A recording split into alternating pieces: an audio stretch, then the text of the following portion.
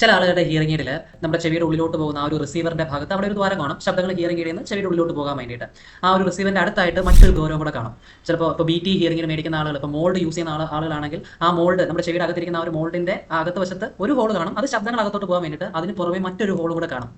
അതിന് വെന്റ് എന്നാണ് പറയുന്നത്, വെന്റിലേഷൻ, VENT, വെന്റ്.